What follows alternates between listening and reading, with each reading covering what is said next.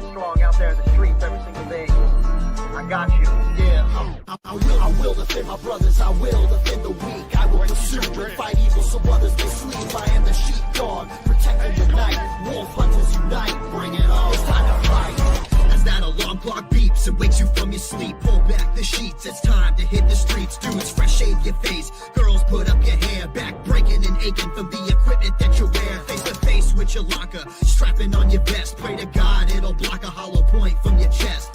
Join up with the squad, that's the crew of the night. Here again, our evil man took another life. Got a price on your head, brother, better beware. Load up that Glock and prepare yourself for warfare. Sweat drips to the concrete in this dead heat. Load up that Crown Vic and get back up on the beat. Ridicules what you get, not even a damn handshake. As the sun sets on that city landscape, nothing can stop you, snow, rain, or thunder. Gotta hold that blue line tight, you're the wolf hunter. I will defend my brothers, I will defend the weak. I will pursue and fight evil so others may sleep. I am the sheepdog, protecting the night. Wolf hunters unite, bring it on. It's time to fight. I will defend my brothers, I will defend the weak. I will pursue and fight evil so others may sleep. I am the sheepdog, protecting the night. Wolf hunters unite, bring it on. It's time to fight.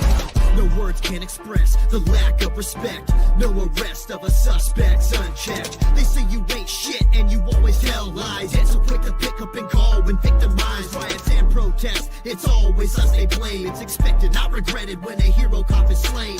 Never freeze up in fear when everyone's stomachs and knots. Who else you know running towards the gunshots? You know you're not alone. Take a look around. Look past the hate that you feel surrounds your town. The civil unrest, it needs to be addressed. So obsessed with judgment in the form of protest. So quick to judge and point fingers and blame on the rifles and knives, and yet we can't take aim. In the streets and the chairs, they can't be muted. We're on the marches when a hero cop is executed, huh? I will defend my brothers, I will defend the weak. I will pursue and fight evil so others may sleep. I am the sheepdog, protecting the night. Wolf hunters unite, bring it on. It's time to fight. I will defend my brothers, I will defend the weak. I will pursue and fight evil so others may sleep. I am the sheepdog, protecting the night. Wolf hunters unite, bring it on. It's time to fight.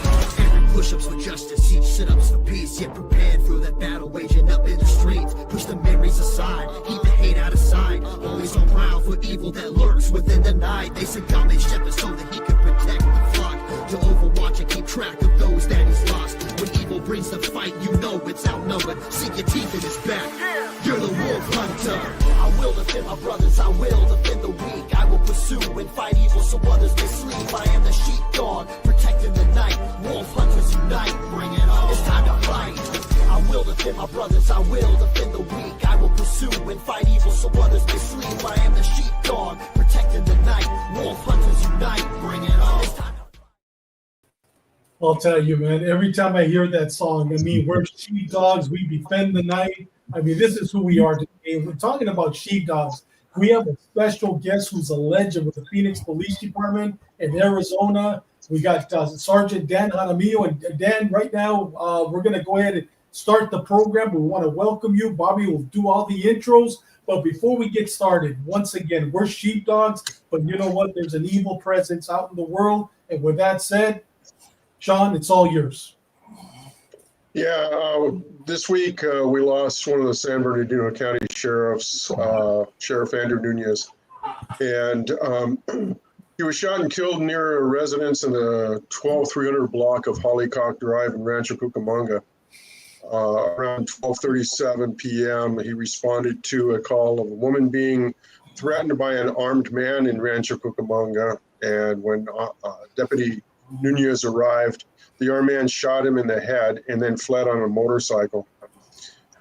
He was immediately transported to Arrowhead Regional Medical Center in Colton, where despite life-saving efforts, unfortunately he passed away.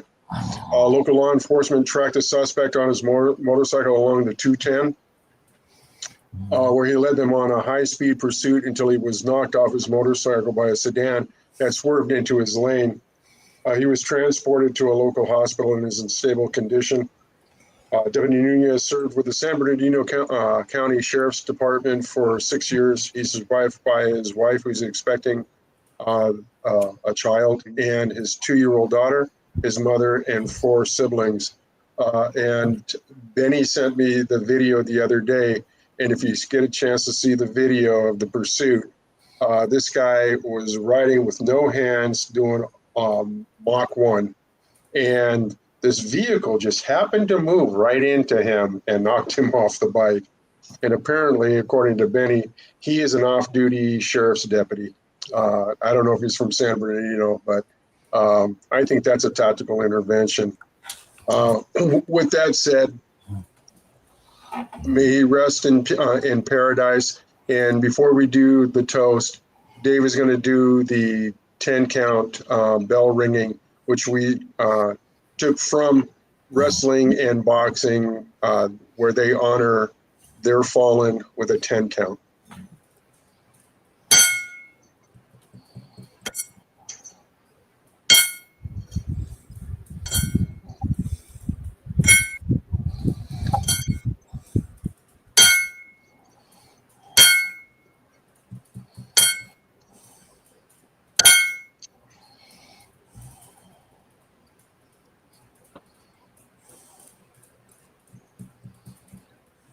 Andrew, rest in peace, brother. You deserve it. Shalancha. Yes, in paradise, my brother. And guys, with that said, you know what? Before we have some other real quick announcement, but before we go on with the show, let's talk about what we're drinking today and what Bobby is smoking. I got my little fake cigars here, and Sean, you got yours because once again, I do. You know what? My wife will kill me if I'm smoking inside the house, but Bobby's the man. I'm a mandilon, and so are you, but he's the We got man. a fan. We got a big window. That's right. Bobby, we'll start off with you, brother. What are you smoking, and what are you drinking tonight? I'm drinking the Fine Ash signature. Remember you came to the cigar lounge here in Glendale? Yes. And it's a Barber Pole crema de chocolate, and smoking that and just drinking coffee. A black coffee right there. My shoulders still hurt me, so I'm having trouble lifting it up there. From my California Gang Task Force coffee mug for the California Gang Task Force. That is a great cigar, Bobby. Great Yes, it cigar. is. And you know what I would pair it with tequila. But you know what? You can't go wrong with coffee, but that is a great cigar. With that said, Big Sean, what are you drinking, my brother? Okay, well, I delved deep into my whole bunch of whiskeys and bourbons I've got, and I am going with the Jameson's ginger and lime out of the can today. Yeah. Nice. And yes, I'm smoking the fake cigar. All right. Well, at least you're doing it, brother. So am I. Yeah, dude. And Big Doug, you're the one with the $300 bottles, brother. What do we have? no shit. $400 bottles. This one's- Tell us what you're drinking. This bottle's $52, so Okay. it's a nice price range. But it's a good blended Scotch whiskey. It's kind of hard to see, but you can in master. Oh, Yes. It's really nice. It's if you like peaty and smoky, this is for you. Really? Yeah, it's really nice. Which one is it? What is it? Is it the 12-year, 14-year? What is it? It's 12-year Buchanan's Master. And it's peaty. Peaty and smoky. Really? Yeah. Oh. I've never had I've drank a lot of Buchanan's, never had a peaty one. I'm going to have to go taste that one. That's a great, okay? Yeah. It's a good one. okay, Doug, I'm going to ask before Dave does. Can you get it at Costco? I don't know. I think you can. I'm sorry to say this, guys, but I haven't been to a Costco in 20 years. Oh, no. Well, dude, you're useless to us. You bring all this stuff on, and you have to. Hey, I'm just telling you. I mean, once my boys were out of the house, there was no reason for me to go to Costco anymore. And you know what? That Costco, it's hereditary. I love going to Costco, and one of my daughters hates it, and my other daughter goes once a week like I do, maybe twice a week. So, I mean, it's in the genes, you know?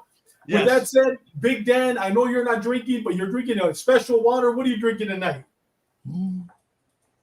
That's it, man. Just a Fuji water. There it is. There you go. There you go. And guys, I am drinking once again. Here we go with Costco. This is Templeton Rye. It's a finished bourbon tequila in tequila casks. And I'm telling you, I cannot drink this one just straight, Doug. I'm not that man like you, brother. I got to put a little bit of water, and it's over ice. And I'm telling you, it is delicious. And with that said, to a legend, Dan, in your honor. Salud, mi hermano. Hello, here we go. So Thank you. Thank you. And guys, Bobby, I'm going to pass it over to you, but real quick announcement. This beautiful little girl was in the hospital yesterday. She's Benny's beautiful little 2-year-old Zoe Lawler granddaughter. She had a minor little accident. She went in the hospital. She came out with ice cream with a Barbie doll, and she asked for a pony, but I think Grandpa was probably going to give her a pony, but she's at home now. That's why Benny wasn't with us yesterday. Prayers for swift healing for Zoe Lawler. And Zoe, if you're watching the show, ask Grandpa for a horsey, for a real horsey. And I'm sure Benny's going to love that. and guys, one last time, you know what? This young man, to me, he's on my right, the guy with the baseball cap. His name is Juan Cephas. He did, I believe, 33 years with San Diego PD. The guy was a great cop. I mean, a great cop.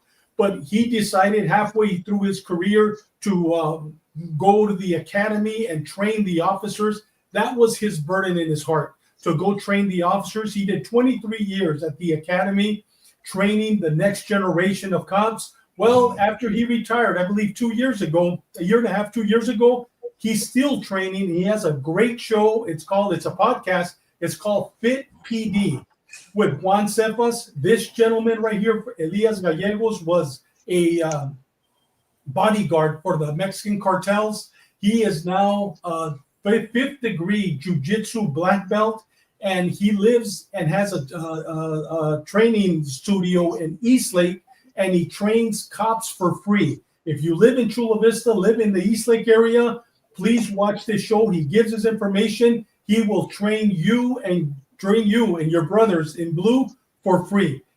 Guys, please watch this show. Please subscribe to this show. Juan Cephas, like I said, was a legend. And I know, Doug, you had a chance to work with him. And Sean, you had a chance to work with him, right? Oh, yeah. Yeah. Great guy overall. So it's called Fit PD. Please watch one of the episodes. He has great people. And at the same time, please subscribe. And we're pushing our brothers in blue. Thank you. With that said, let me move this out of the way. Bobby, it's all yours, my brother. Well, I want to welcome all our viewers and those who will either watching live or be watching delayed. I'm really excited about today's program. I want to thank Johnny for hooking me up with your number. I thought I had your number, Dan, but for some reason I couldn't find it. And Dan Jaramillo is a retired Phoenix police sergeant. During my career, I remember Dan in patrol. Dan did 31 years with the Phoenix PD. Also, before joining the PD, he was in the United States Air Force and did 20 years with the United States Air Force active duty and also in the reserve unit. Dan was a member of the 302 Special Operations Squadron and the 71st Special Operations Squadron. He received a Distinguished Flying Cross and Air Force Medal. One of the things I'm real excited about having Dan on here, because a lot of the themes we have are gangs and drug enforcement. During my career, Dan, I just always remember him being on the Title III squad, which is the wiretap unit within the Narcotics Bureau, or the Narcotics Bureau. Dan supervised 61 wiretap investigations. And in my opinion, they did some of the best investigations in the history of our city. They took down some heavy hitters with the wiretap investigations. But before Dan joined the police department, I mentioned he was in the United States Air Force. I had heard talk about the incident that he was involved in back in 1980 at the MGM fire, which took, I think more than 50 people, even maybe 80 people died there in the fire. Dan was, as part of his work with the United States Air Force, was involved in that rescue. And we're going to show a little clip here, and I'm going to ask Dan to comment after the video. All right.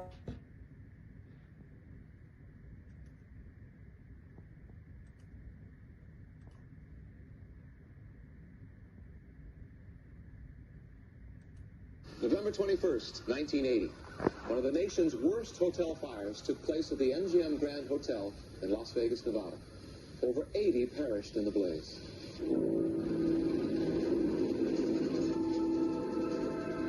The toll might have been far greater, but for fast action and courage on the part of the Air Force Helicopter Rescue Squadron.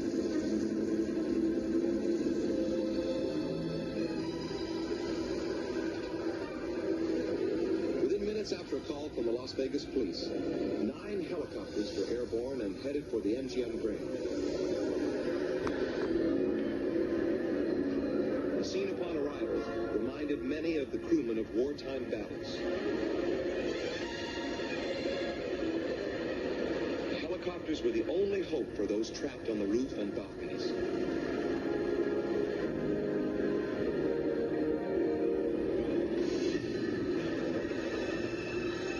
Black smoke billowing up from the fire below. Courageous squadron members were lowered on hoist cables to the trapped and desperate hotel guests.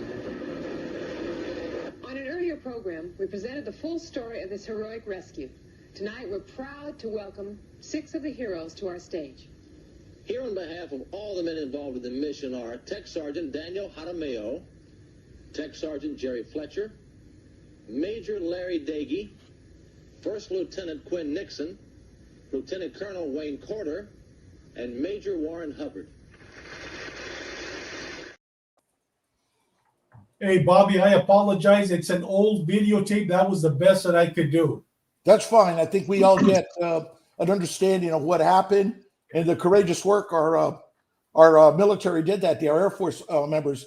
Dan, you were born and raised. Where were you born and raised? You were at Flagstaff, I guess? I'm from Flagstaff. I was born and raised in Flagstaff, graduated from high school there.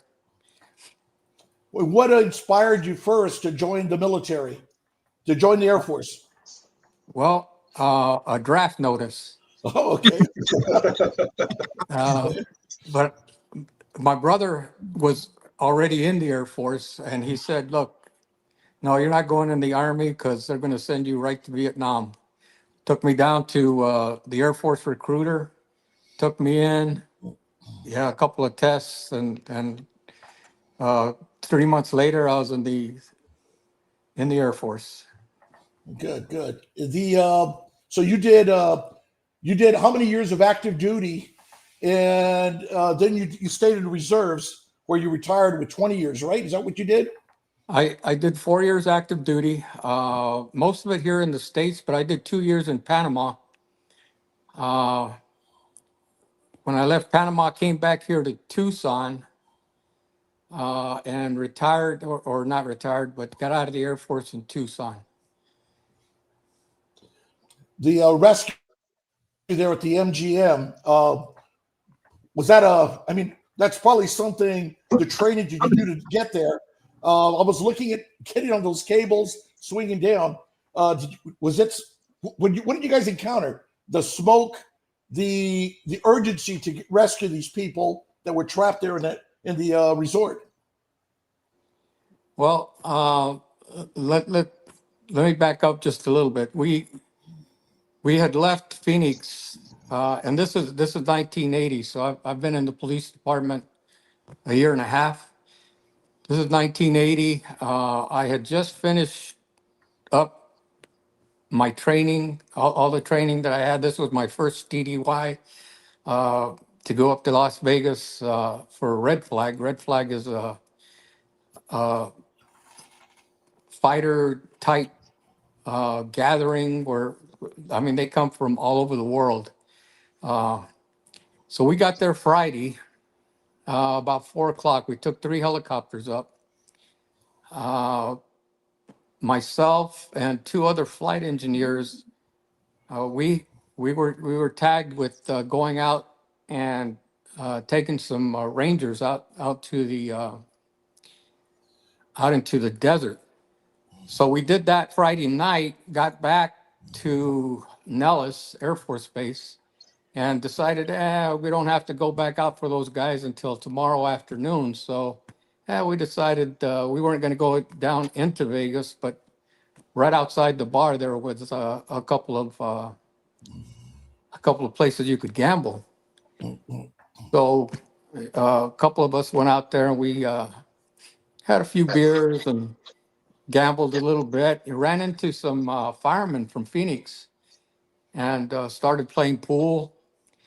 And then we started playing for money and we were winning. So, I mean, we weren't drinking that much, but before I knew it, it was like 3 o'clock in the morning. And here we go walking back to the base. We got back to the base. It took us about maybe 10, 15 minutes. Just barely went to bed. Just barely got in bed, it felt like. And knock at the door, man. And I mean, pounding at the door. And the guy says, "Hey, grab your bag, get your clothes on, grab your bag. You, they need the helicopters." And I go, "What the hell's going on?" He goes, "I'm not sure, but they just said that something's going on downtown. They need the helicopters, so you got to get out there in pre-flight." So myself and probably 6 flight engineers, because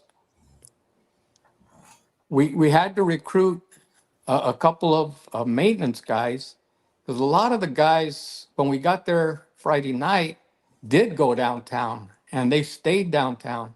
So we didn't have full crews. We had to mismatch. We got some of the guys from the Huey outfit that was there to come over and help us. Anyway, we got all 3 helicopters ready. Boom, we're on our way downtown. And as soon as we lifted off, you could see the smoke coming off the MGM Grand. I mean, it looked like those old nuclear explosions with a big old cloud up on top. And I remember just saying to myself, what the hell are we going to do? I mean, big old building, I just at that time could not realize just, what the heck we're going to do. I figured out they'll bring people out. We'll take them to a hospital or whatever. But we get there and we're flying around. We're flying around because the smoke was just too thick to try to get close to the building at that time when we first got there. We got a call from the guy that was in charge of keeping all those helicopters from running into each other was one of the county PD sergeants. He was up in his helicopter and he was put in charge of all of us. So he was directing people and he finally said, "Hey, look, we need somebody to get up on that roof because we've got not only people up there screaming to get off, but there were some firemen trapped up there too." So my pilot said, "Okay, we'll go in, we'll try to get in there." And so we go in, we're trying to, we're going towards the building. I mean, completely blacked out from the smoke. Finally, the rotor wash kicked enough smoke away from the building that we could see what was going on. But we're kind of afraid. This is a huge helicopter. I mean, it was one of the bigger helicopters that you saw take off. We're afraid that it's too heavy to land on the roof. We didn't want to go through the roof. So we put one of the landing gear on the right side. We set it down on the very edge of the roof, put the ladder down, and we were able to take, I think we had 4 firemen and then maybe another 5 or 6 people that were stranded up there. We got them into the helicopter, lifted back up, and took them right down to the meat area where the paramedics were. Let them out, went right back up, and I mean, there were hundreds of people just staying out on the balconies, and they're waving sheets and towels and just screaming, hollering. I mean, you could just see them. So we finally figured that, hey, there's an overhang off the roof, and it's not going to be easy getting the hoist down there, but we might be able to swing ourselves, propel ourselves forward enough, back and forth enough so that we can get underneath that and actually land or actually get onto the balconies, because the balconies weren't that big. And so I go, okay, let's try it. So the guy in my helicopter that was flying with me had never worked the hoist. He had no idea how to work the hoist. So in 5 minutes, what it took me weeks of training to do, he learned in 5 minutes. Wow. And I'll tell you what, he did a hell of a job. He did a hell of a job. I mean, it's not that hard, just, lifting it up and down, but the hand signals, he picked them up, up, down, side. I mean, he picked them up like that, and I was lucky. I was extremely lucky. Anyway, the very first one that I went down on, it was maybe like the second or third floor from the top. I was able to swing myself onto one of the balconies, and there were two people standing on the balcony and one guy inside. And they told me the guy inside was really sick. I guess he smoke inhalation.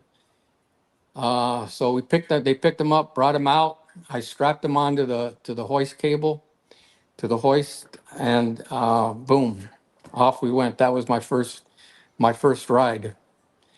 And at that point, the adrenaline was still kicking in so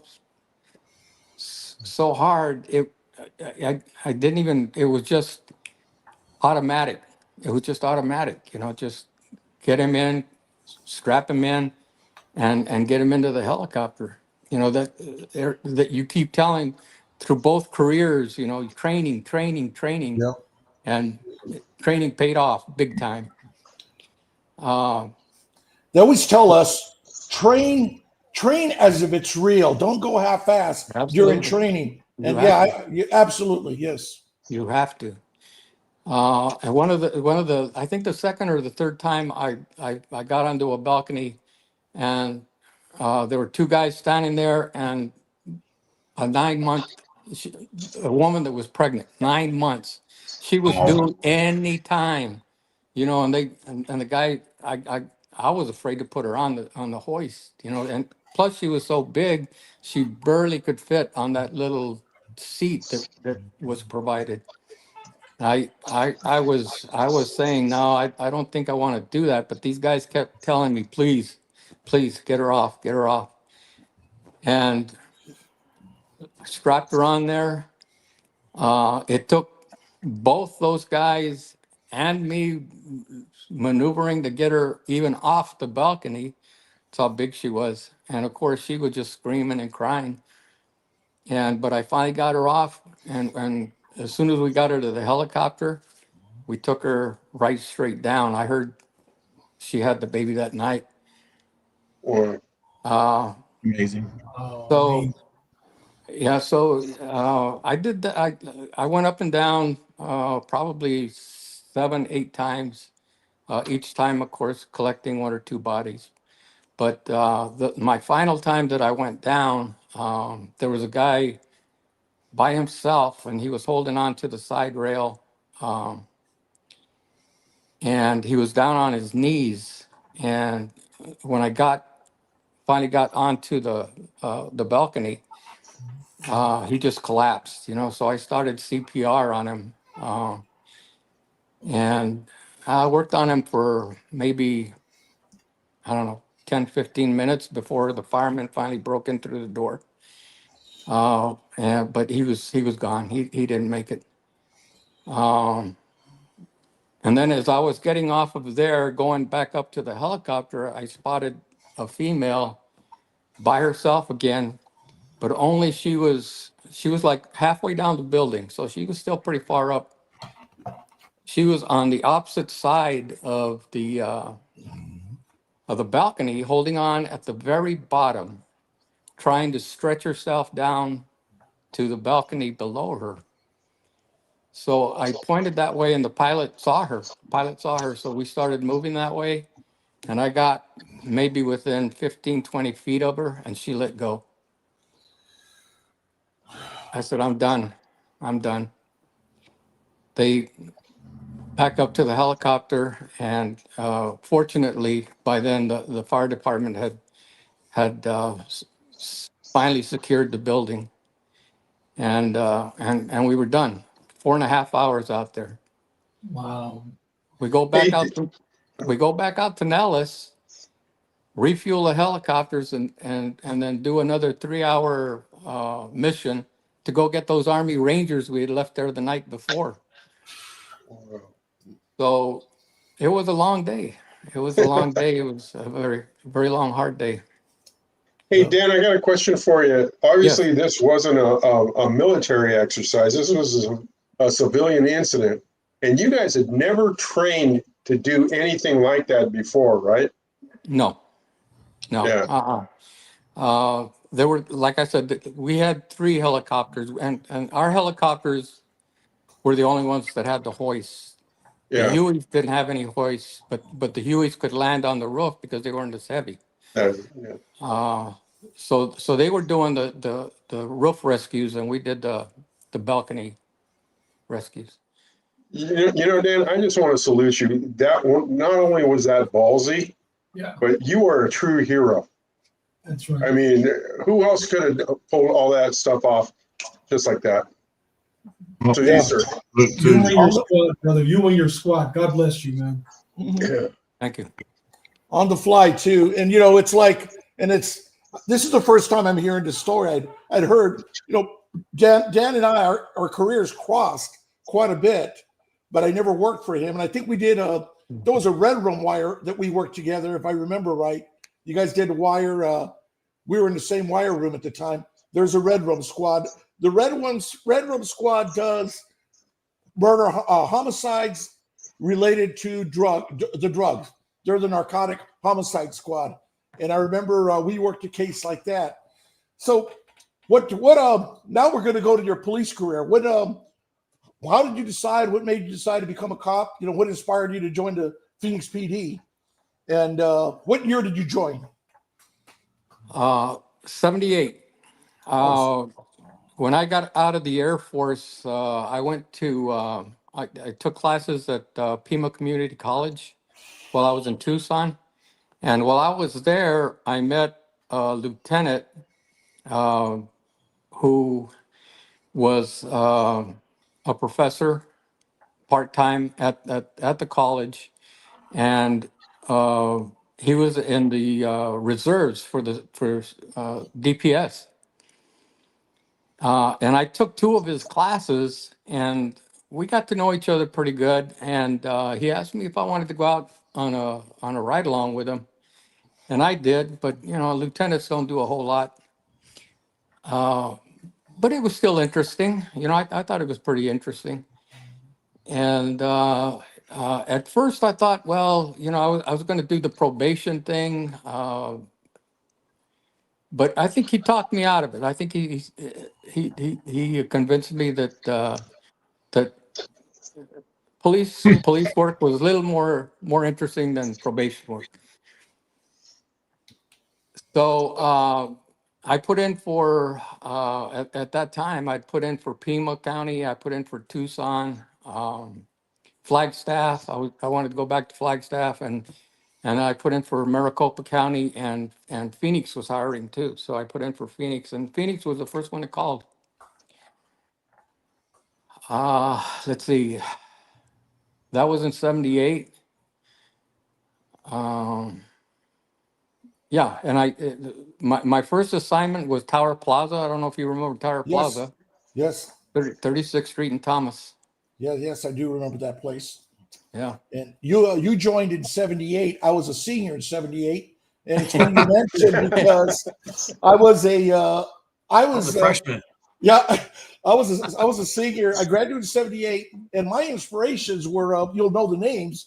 Gene Scott was my high school baseball coach in American Legion, and Ralph Griffith was my high school football coach. So they were the ones that pushed me in that direction. But I had also thought I did an internship as a juvenile probation officer for a year, and then I decided I think I'd rather be a cop.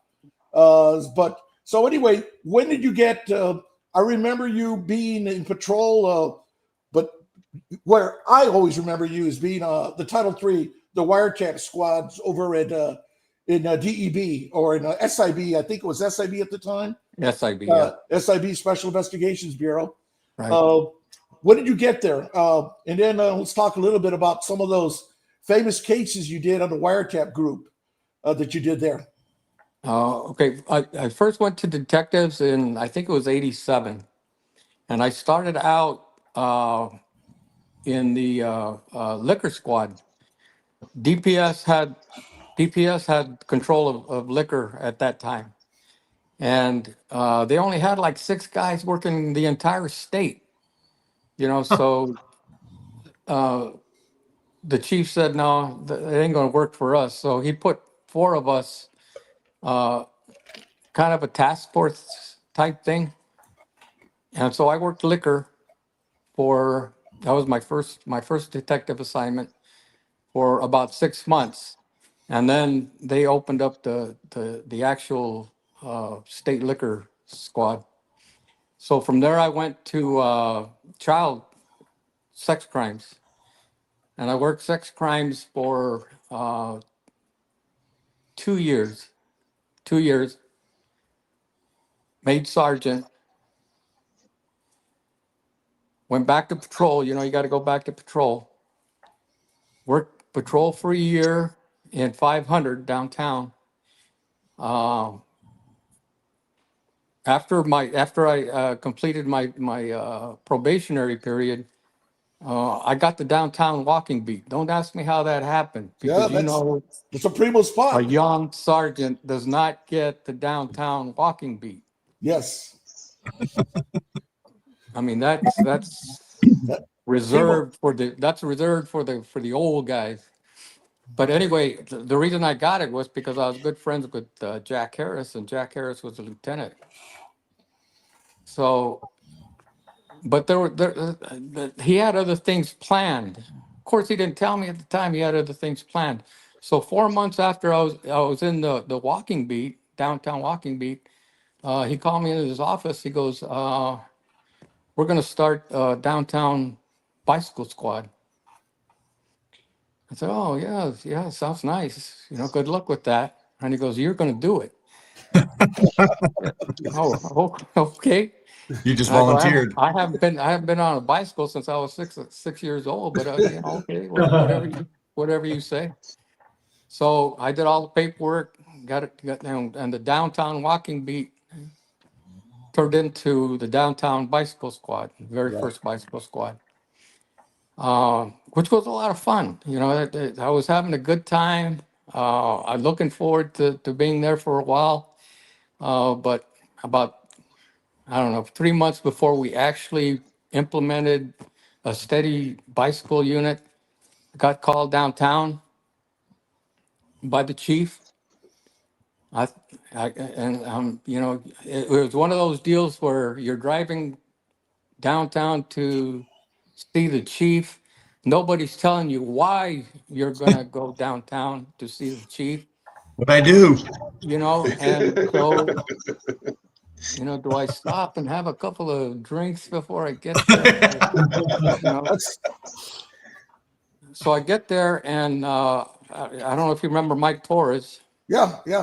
Great He's guy. sitting out in the office too. He goes, yeah, I got a phone call. They wanted to see me. We both go in to talk to Ortega. And Ortega says, okay, this is what's happening. And he goes, we're having some problems in narcotics. We're having some problems at SAU. I need the Spanish speaker at each location. Because you guys choose which one you want. Just like that. Of course, Torres had time on me. So he says, hey, I'm going to SAU. I don't want nothing to do with no narcotics. SAU is SWAT, Phoenix SWAT. For SWAT. those of you guys, yes, listening. So he said, I'll take the SWAT job. Good luck with the narcotics thing. So that was my first narcotics unit. And I didn't even have a unit. I showed up Monday morning, and I think there was 2 narcotic squads at that time, 1 day shift, 1 night shift. So I worked with the day supervisor for a while, and maybe 3-4 weeks later, they finally started bringing guys in. We had no black guys. I don't think we had any black guys in narcotics at that time. I had 2 black guys. I had Harry, the Harry chief, Markley? Harry Markley, Yeah, Harry Markley. and Spalding, Yeah, Marcel. Marcel. So Marcel came to my squad. So did Harry for a while, but then they moved Harry to nights. And God, just a bunch of young kids, you know. I mean, they'd been there a while. Some of them, most of them came from what were those squads called in the precincts that were going out and Street crimes. street crime. PDP, street crimes, yes. Yeah, most of them were from street crime, so they knew, you know, they knew what was going on. So that was it. That was my throw in to narcotics, and you know, I had a street squad for a year, and while I was there, and I had the street squad, they OCB did organized crime did a wiretap, and of course they did them there at downtown. And so they asked me if I'd help them out with it, and I said sure. And this was CWT 85 or 86,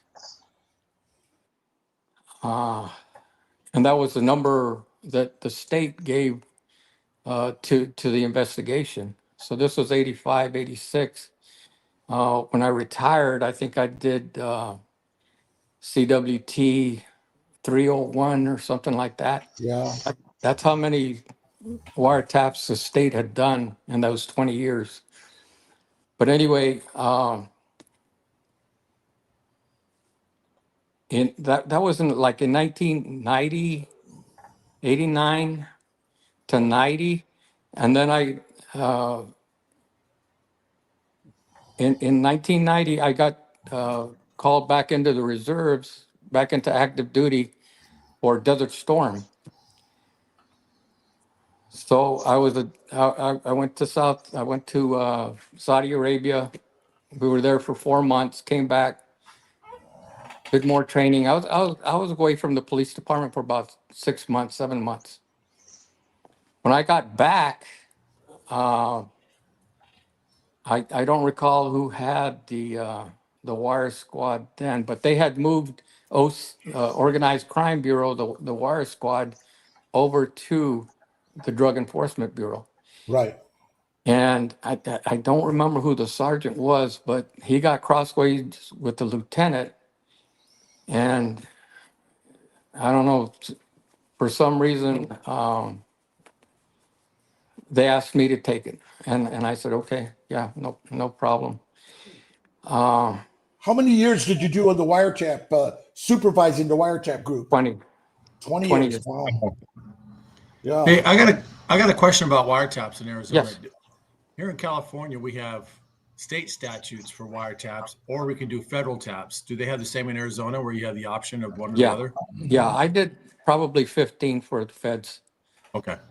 Yeah. Yeah, but most of them were state. In fact, we did one for Orange County, a homicide wiretap, where one of their suspects moved out here.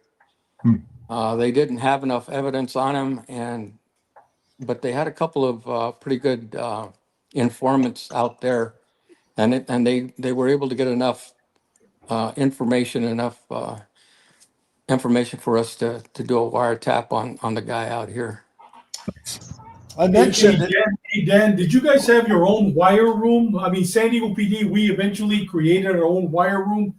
Did you guys have your own, or would you use a feds DEA wire room, or did you guys have your own?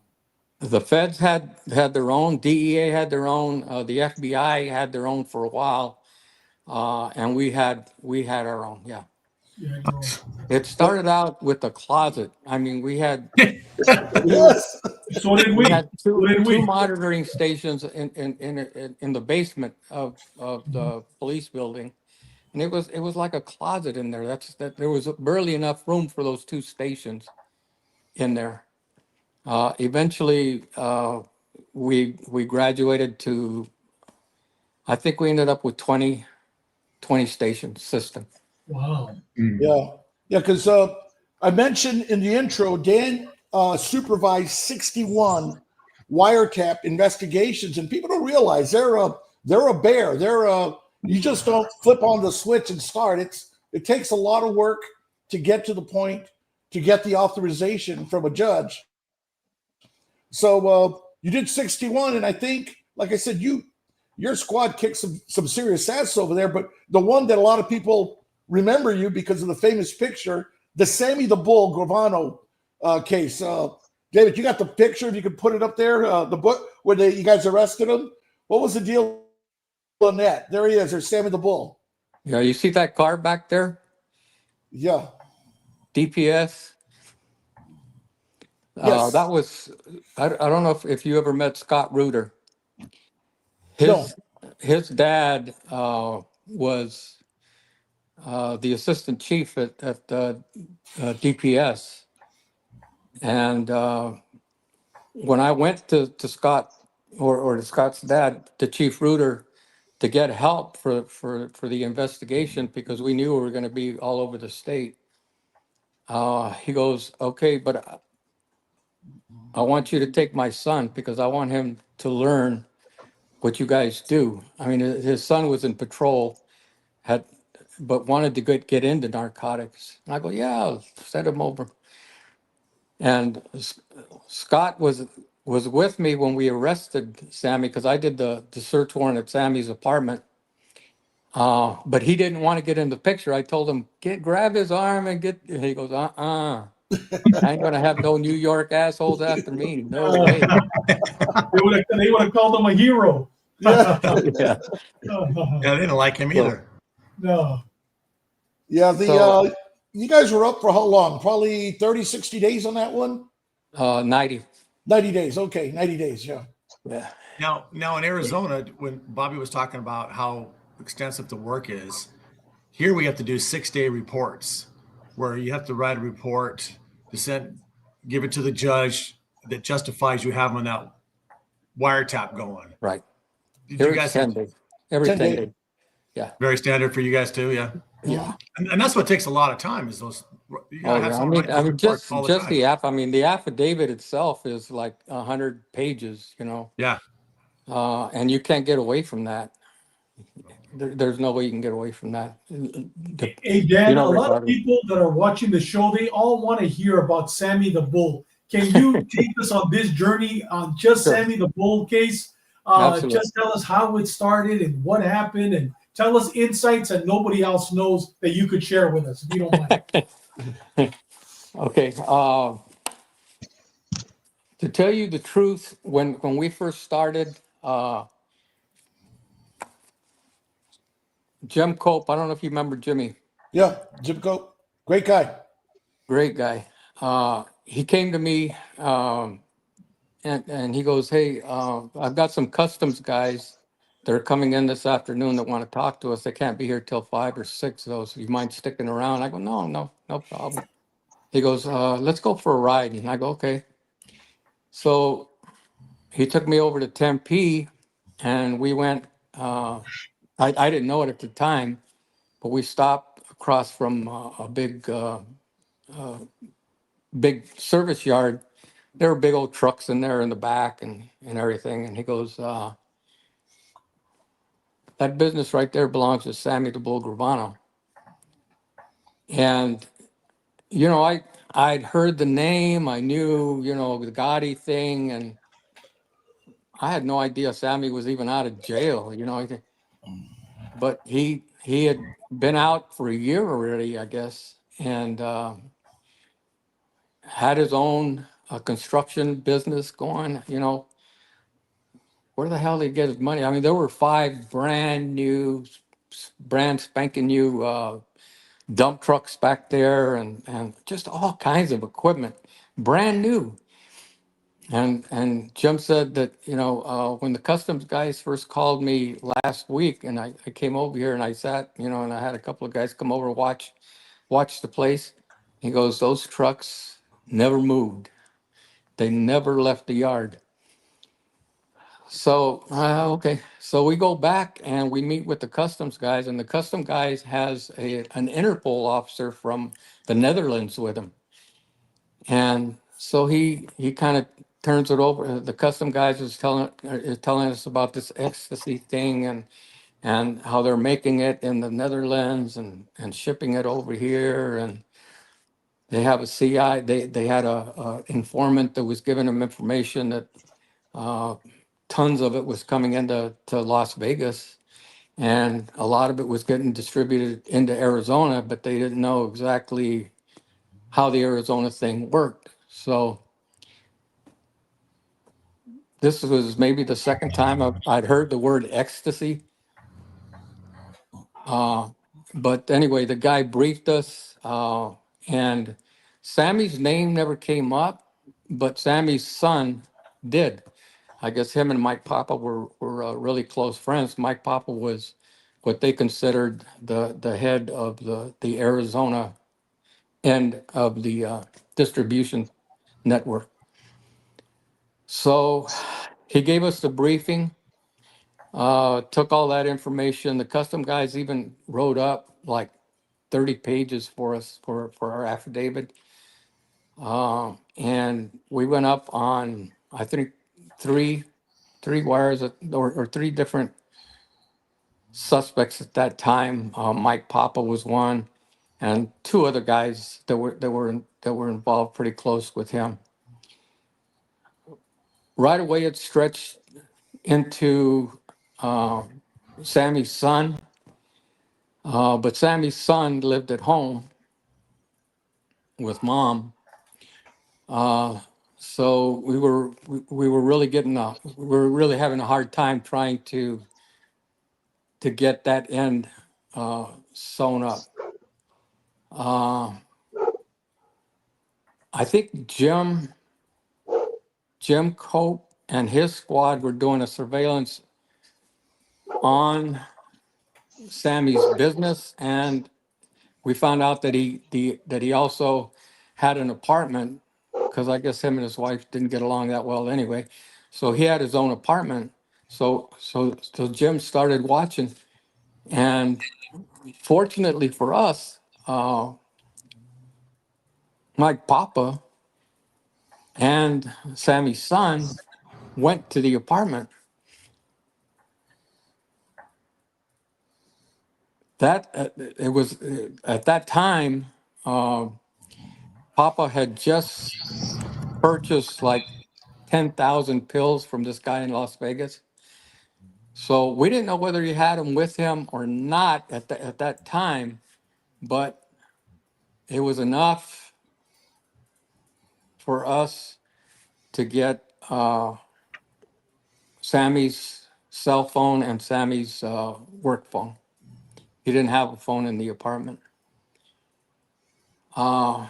We went up on the work phone first, and I mean, it was hard. It was hard, guy, because he was, I don't know if he was faking the business end of it, but he would talk to people like in San Diego and LA, St. Louis, about, oh yeah, I got all these trucks, yeah, you need a pool built, I can build you a pool, I can do this, I can do that.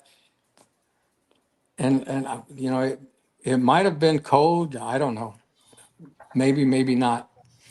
But it took a while, maybe a week, maybe even 2 weeks before he finally, what happened was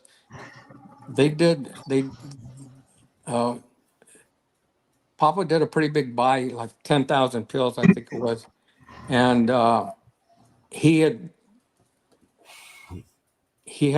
some people in Tucson that had come up and taken maybe half of it.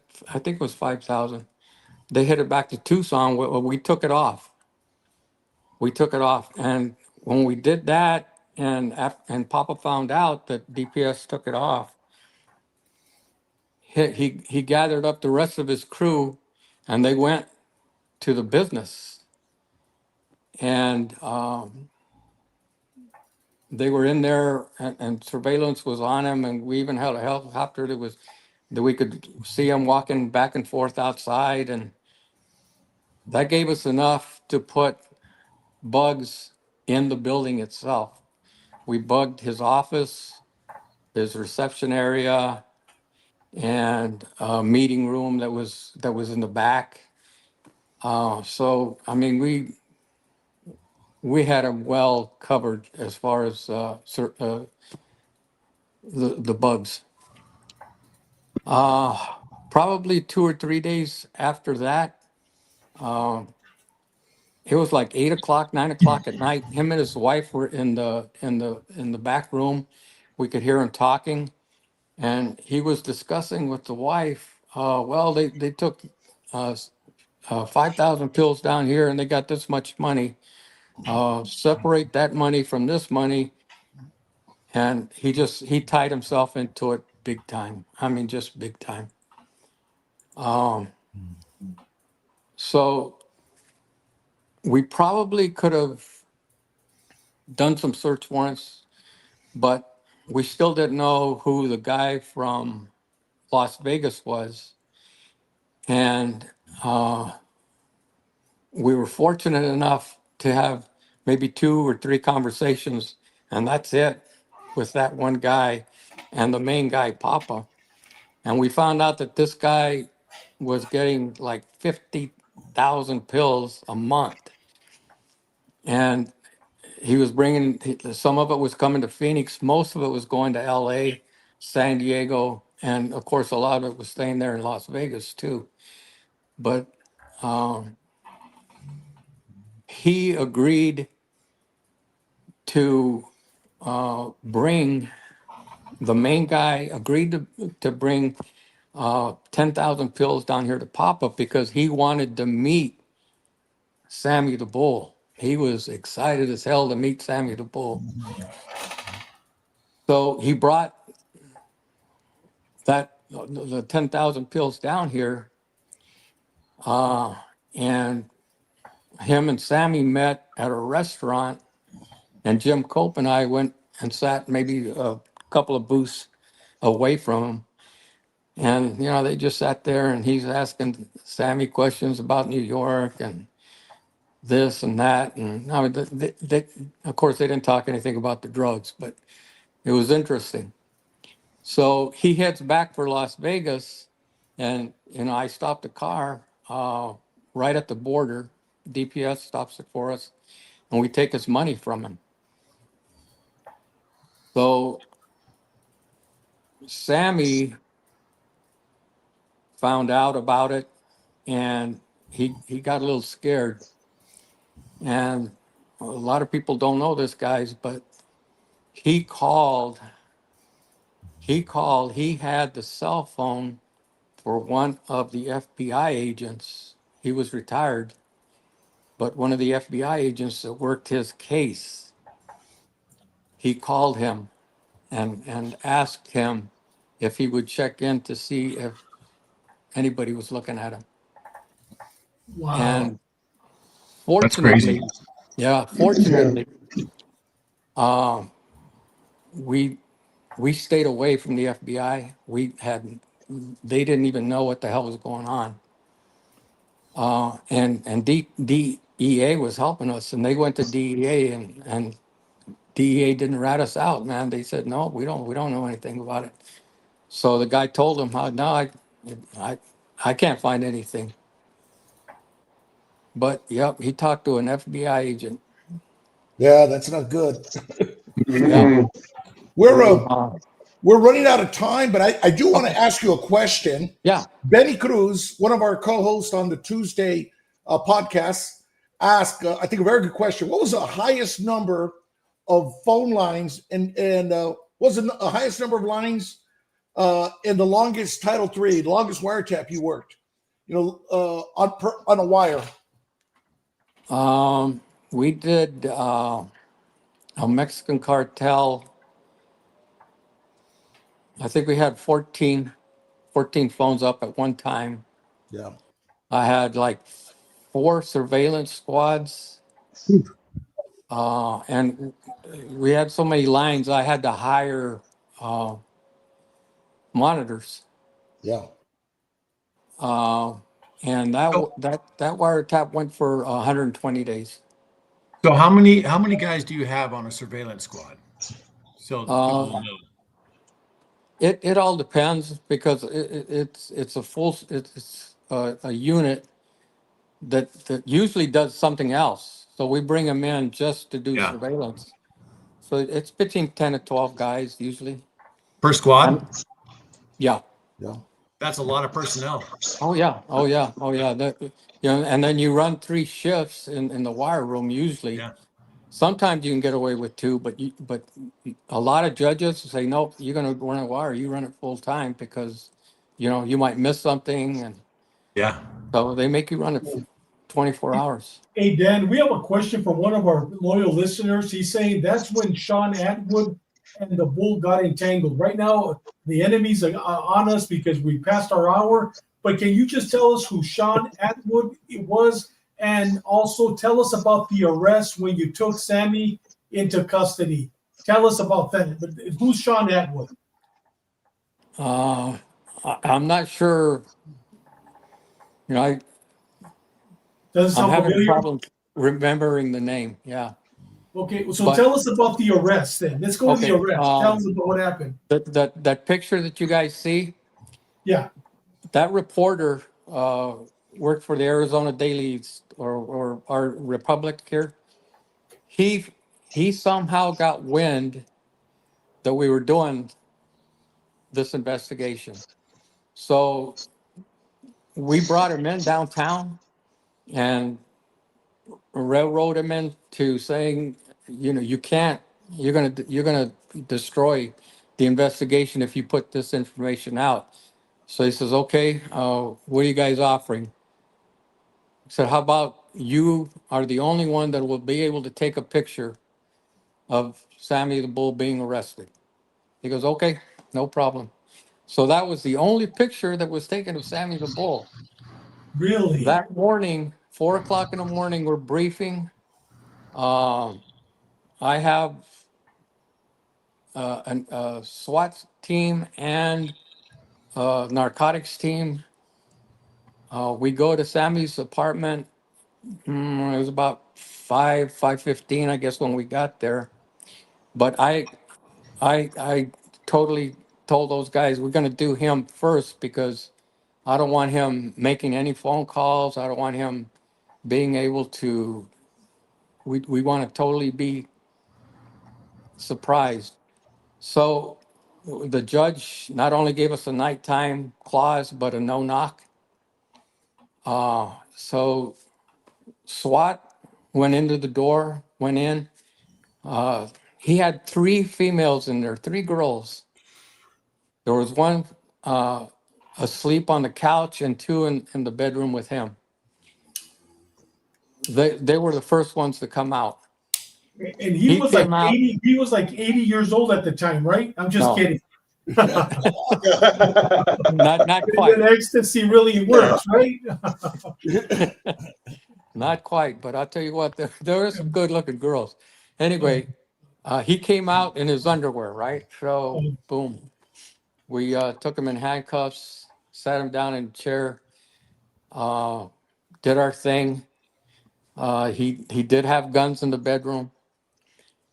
So we were fortunate that we were able to surprise him. Nobody asked him anything. I sat him down. I told him what we were doing. I told him, you've been under investigation for a while. These are the charges against you. You have anything to say? He goes, nope. Read him. Of course, I had read him his rights already. He goes, no, I ain't got nothing to say. So we let him get dressed. I put him back in the handcuffs after he got dressed, and we brought him to the station. When we got him to the station, sat him down, and we were in there doing paperwork, and he asked me, he goes, do you know what's going on with my son and my wife? And I go, they're doing search warrants on your house right now. Your wife, your daughter, your son, they're all going to be brought downtown. They're all going to be asked questions. They're going to be in the same boat you are right now. And he looked at me and he looked over at Detective Sterrett. He goes, can we work something out? So right away we called in the prosecutor, talked to him, sat down. Prosecutor told Sammy, what do you got for us? And he goes, okay.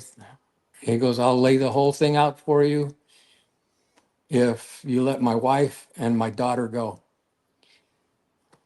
They weren't really that involved anyway, but I don't know why he thought they were going to jail. Maybe they were more involved and we just didn't know it. But so the prosecutor made that deal with him.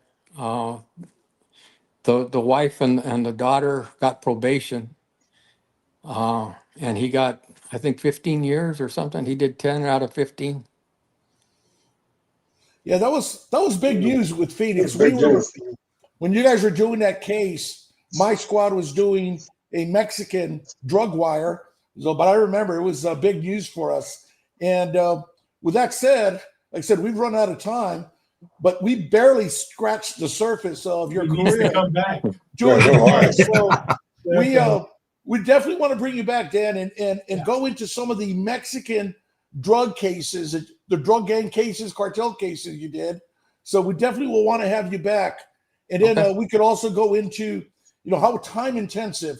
I mean, these wiretaps, when we do them, I mean, we'll go 3, 4, 5 months without a single day off. And we work monster hours. But we really want to thank you for joining us. And you did not disappoint. Did not disappoint.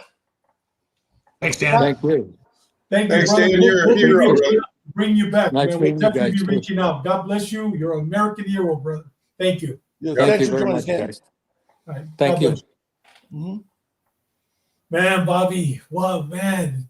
I mean, when he was telling the story about being on the helicopter responding to the MGM Grand, dude, he literally had me at the edge of my seat. And man, what a legend. I can't wait to bring him back. And there's so much more that we can all learn from him. Just the stories. Can't wait. And you gotta understand, when we had the fires here, part of the military wanted to help with the fires. And Cal Fire said no, because they couldn't control the military helicopters. Right. And now everybody's on the same frequency, and they have to have the air boss, which what he said was a sergeant up there. And for something like that to go without a flaw with the communications between the helo crews and whatnot is absolutely amazing. And this was back in 1980 when we weren't trunked into everything. Yeah. So how that happened is just beyond me. But I'm gonna guess. I mean, have you ever dealt with Las Vegas Metro? Those guys have got the top-notch everything. They do. And I think it's because they work so close with all those casinos and the crime groups and stuff. Yeah. And they probably already had something worked out with Nellis because of all that stuff, I'm sure. Yeah. Because the propensity for, if you were going to do a terrorist attack or something, why wouldn't you do Vegas? Why wouldn't you do the Strip? There's got to be some coordination going on. Oh, yeah. Hey, Bobby, I can't wait for you to your month. I think your month comes in, I believe, in February or in January, right, Bobby? Something like that? Yeah, I'll be bringing him back. Also, I already have I talked to Dave Miranda, retired. We worked narcotics together. He also did a lot of work with ATF buying guns. Mm-hmm. Ben Quesada was, to me, one of the legends of Arizona DPS. He was the DEA task force. And later we were in Iraq at the same time. He was in Mosul, Iraq when I was there, and then he transferred He's worked in Mexico he was in Mexico at the same time I was there. But really looking forward to have Dan come back because I mean we barely touched the drug stuff, and it's like I said, he was there for 20 years on that squad, and I'm telling you, they did some of the best cases, and they just that's all they did is one Title III after another. Well, I'll tell you, I can't wait to get them back on board. But guys, with that said, I take over for the month of November. So let me tell you who I got coming for the month of November. For the first 2 weeks, I got great Grant Gruber, who's been with us. He's a journalist, but I consider him, and a lot of people, I don't think he considers himself an expert on the Aryan Brotherhood. The first 2 weeks, we're going to get deep into the Aryan Brotherhood. He writes for Substack. He just wrote, actually about 3 weeks ago, I get his weekly article, wrote a great story on the timeline of the Aryan Brotherhood, and we're going to get that on the second week. Next week, he's going to be with us. He's going to be with us for 2 weeks. We're going to have pictures, some videos. He's going to be telling the stories, great episodes. But next week, he's going to tell us about Todd Morgan, also known as the Fox. He was killed a couple of days ago at state prison here in California, and it had been 30 years since an Aryan Brotherhood member had been killed, and one of the killers was actually from San Diego, and one of them was missing an arm, and they stabbed him to death. So, guys, next week, the next 2 weeks, they're going to be great episodes. The following week, I got another great person coming in, and on my fourth week, we're going to have your friend, Bobby, Chris Faisal. Yes. He's going to be in talking about his book, Pablo Escobar. Guys, this next month, we got some great, and then after this, Doug takes over, and then Sean, and then Bobby again, and then I take over again. So we got some great episodes. We'll see you next week. The Aryan Brotherhood for the next 2 weeks, pictures, videos, it's going to be outstanding. Also, next week, guys, on the Gray Line, we got a legend from Colorado, Mike Martinez, probation officer, correctional officer, professor. I mean, this guy has so much information on the crime, on the history of the gangs in Colorado. He's our faithful listener and our brother in Christ and our brother in arms. He's going to be with us next week. So you always see him posting. Next week, you're going to meet him in person because he's going to be with us live. It's going to be an outstanding episode. Guys, Bobby, once again, that was a great month. We're looking forward to your next episodes. With that said, Doug, we'll start off with you. Last words, my brother. Hold on a sec. I don't know what's going on here. I got crazy shit happening on my phone. Hey, with your your sayings all the time about live a purpose-driven life. I got a nice quote here that was sent to me by one of our listeners. I'd like to read it for you. It says, "When God wanted to make a king out of David, he didn't give him a crown. He gave him Goliath. Your challenges prepare you for your purpose." And I thought that was very true. Very good for the show. Yeah. Very true. Thank you for sending that to me. Who sent it to you, Doug? You mind sharing the name? He didn't even put his name. He just said anonymous at the bottom, but he says he listens to us. I'm assuming it's a gentleman. Yeah, but he sent me the email, and it was an email that when I tried to respond to it, I think he just spoofed an email and sent it to me. But I definitely wanted to share that with everybody. Thank you. Yeah. That was beautiful. Big Sean? Like I always say, we're living in some crazy times right now. Hopefully we'll get through it soon. And you know what? Just be safe and, just respect each other. Just leave it at that. Yep. Bobby? No, just, everybody I'm reaching out to come on and do our show. I tell them, this is a way to leave a history for our kids or grandkids, maybe grandkids that aren't even born yet. And it's just, I'm telling you what, I have a lot of fun doing the show and reliving some of these stories. During our career, we're so busy because I remember when he's talking about the Sammy the Bull case, we were in the middle of our own wiretap on a Mexican drug gang, and we're going 100 miles an hour. And when that happened, we're like, damn, it's a good case, because that photo was used, the arrest photo, the New York Times, and also internationally, that same photo was used. So that's a great retirement photo that Dan has. So thanks for joining us. If you enjoy the show, please hit like and share it with your friends. Thanks for joining us. And Bobby, I'm going to quote you what your son said, and it stuck to me. And you know what? I will never forget it. And I've quoted it several times. Trust the process, but above and beyond, trust the author. When you said that, Bobby, a couple of months ago, you know what? That makes so much sense. You know, all of us, whether you're going through hell on earth, whether everything is going wonderful, whether you know somebody that has cancer, whether you're a Republican, whether you're a Democrat, whether you're going to have money for the weekend, whether you're going to have food, it doesn't matter. Trust the process. Just trust the process, but above and beyond, trust the author. I'll tell you, when you talk about the author, you could say the author's a president, the author's a chief of police. No, the author is our Lord and Savior, Jesus Christ. When you find yourself going through a process, whether it's down or up, high or low, trust the author. And with that said, we will see you next week. God bless you. Thank you once again for watching. Goodbye.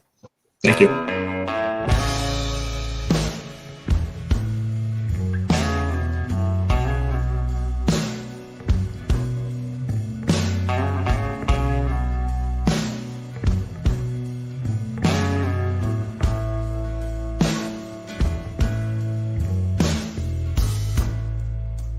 Used to spend my nights out in a ballroom.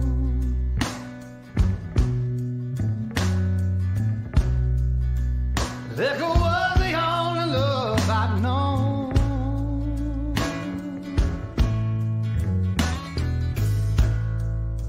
But you rescued me from reaching for the bottom and brought me back, being too far gone. You're as smooth as Tennessee whiskey.